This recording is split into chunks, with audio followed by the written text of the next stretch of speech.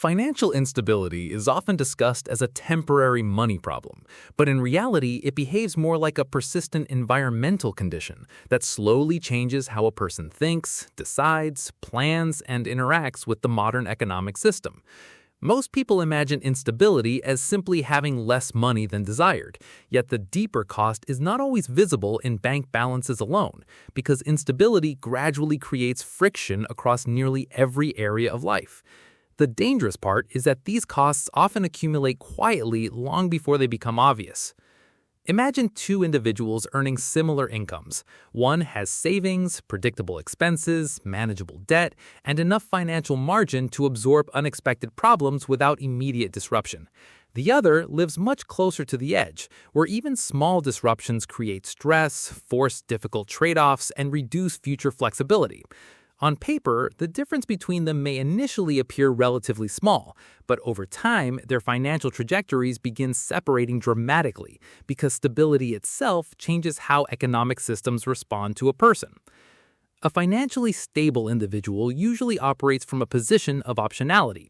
They can wait before making decisions, compare alternatives carefully, reject unfavorable terms, recover from temporary setbacks, and think beyond immediate survival.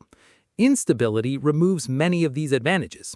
Once financial pressure becomes chronic, decision-making naturally shifts toward short-term protection because immediate risks feel more urgent than long-term optimization. This transition changes behavior in subtle but extremely important ways. Behavioral economics has repeatedly shown that scarcity narrows attention. When people experience ongoing financial uncertainty, mental bandwidth increasingly gets redirected toward managing immediate threats rather than maximizing long-term outcomes. This does not mean people become irrational. In many cases, short-term thinking becomes a rational adaptation to unstable conditions. Someone worried about paying rent, covering transportation costs, or avoiding overdraft fees may prioritize immediate liquidity even when those choices increase future expenses. The problem is that modern financial systems often punish short-term survival strategies with additional long-term costs. One of the most overlooked costs of instability is friction. Financially stable individuals often move through systems more efficiently because institutions reward predictability and lower perceived risk. Stable borrowers receive lower interest rates. Stable tenants encounter fewer housing obstacles. Stable consumers avoid penalties, fees, and expensive borrowing conditions. Stability quietly reduces resistance across the financial system. Instability creates the opposite effect. Small problems begin generating secondary costs that compound over time. A missed payment may trigger fees, higher interest rates, lower credit scores, and future borrowing restrictions. A temporary cash shortage can force reliance on high-interest debt. Poor credit may increase insurance costs, housing deposits, or expensive financing expenses. The original problem may disappear quickly, but the secondary effects continue spreading into other areas of life. This creates an important asymmetry inside modern economies. Financial stability compounds efficiency, while instability compounds friction. Two individuals with similar effort levels can therefore experience very different outcomes because one spends energy building forward momentum, while the other repeatedly spends energy recovering from disruptions. Time becomes another hidden cost. People under chronic financial pressure often lose enormous amounts of time managing instability itself.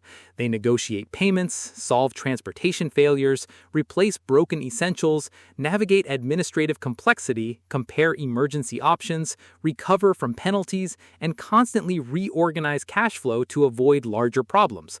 Financial stability allows people to buy convenience, delegation, and efficiency. Instability often forces people to spend additional time compensating for the absence of those advantages. This difference becomes especially important because time affects future earning potential, stress levels, and decision quality. Someone operating under continuous pressure rarely experiences the same cognitive clarity as someone with adequate financial breathing room. The human brain responds differently under persistent uncertainty. Long-term planning becomes harder when emergencies repeatedly interrupt focus. Housing demonstrates this clearly.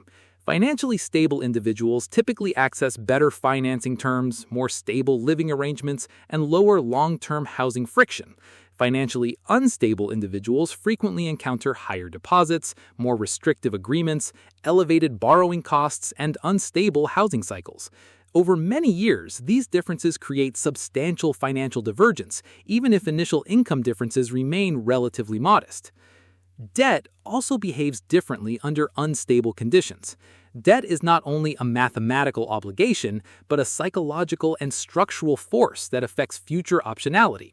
Small balances may initially appear manageable, yet high-interest debt compounds rapidly because interest itself begins generating additional interest. Eventually, an increasing share of future income gets redirected toward maintaining old obligations rather than creating new stability. Financial pressure therefore extends itself into the future. Importantly, instability changes risk tolerance. People with reserves can often avoid desperate decisions because temporary setbacks do not immediately threaten survival. Financially unstable individuals may accept unfavorable jobs, expensive financing, poor contracts, or risky trade-offs simply because short-term pressure reduces flexibility. Modern systems interpret this desperation as increased risk, which often produces even harsher financial conditions. This dynamic explains why instability frequently becomes self-reinforcing. Once financial fragility crosses certain thresholds, recovery becomes progressively harder because each problem reduces the ability to absorb the next one. A single unexpected expense may lead to debt. Debt increases monthly obligations. Higher obligations reduce flexibility. Reduced flexibility increases stress. Increased stress affects decision-making. Eventually, instability stops behaving like isolated events and begins functioning like a continuous system. Credit scoring systems amplify this effect further because they extend the lifespan of financial mistakes far beyond the original event itself. A late payment lasting only a few days emotionally may influence financial access for years afterward. Algorithmic systems evaluate patterns statistically, not emotionally. Once risk indicators appear, borrowing conditions frequently become more expensive across multiple areas simultaneously. The broader economic system increasingly rewards predictability because modern finance depends heavily on risk assessment models. Employers, lenders, insurers, landlords, and institutions continuously evaluate reliability. Stability therefore becomes economically valuable beyond simple income levels because stable patterns reduce perceived uncertainty. Instability increases scrutiny, restrictions, and friction. There's also a hidden emotional cost that rarely appears in financial discussions. Chronic financial instability changes a person's relationship with time itself. Future planning begins feeling uncertain. Future goals appear less concrete.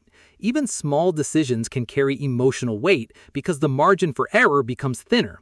This constant low-level stress gradually consumes cognitive energy that could otherwise support creativity, learning, strategic thinking, or long-term growth. Many people incorrectly assume wealth building depends entirely on maximizing returns or increasing income, but preventing instability is often equally important. Avoiding negative compounding may matter more than aggressively pursuing positive compounding. A person consistently protecting financial stability may progress further over time than someone repeatedly recovering from expensive disruptions. This is partly why emergency savings, risk management, and financial margin matter so much. These tools do not merely protect money, they protect optionality, time, emotional stability, and future flexibility. They reduce the probability that isolated problems evolve into larger systemic disruptions. The modern economy also tends to hide these dynamics because financial instability usually develops gradually rather than dramatically. Most people do not suddenly collapse financially overnight. Instead, instability often accumulates through small recurring pressures, rising costs, delayed maintenance, increasing debt reliance, inconsistent cash flow, and shrinking flexibility. By the time the full weight becomes obvious, the system may already contain multiple interconnected vulnerabilities. Importantly, this discussion is not about blame. Financial instability can emerge from countless circumstances, including economic downturns, medical problems, family obligations, wage stagnation, unexpected emergencies, or structural economic pressures. The key point is understanding how instability interacts with modern systems once it appears. Systems designed around efficiency and risk management tend to amplify fragility automatically.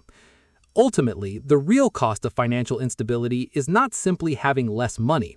The deeper cost is the gradual erosion of flexibility, time, negotiating power, cognitive bandwidth, and long-term opportunity. Stability changes how systems respond to a person, while instability increases friction almost everywhere simultaneously. That's why financial instability becomes so expensive over time. Not because every individual problem is catastrophic, but because instability quietly multiplies the cost of ordinary life itself.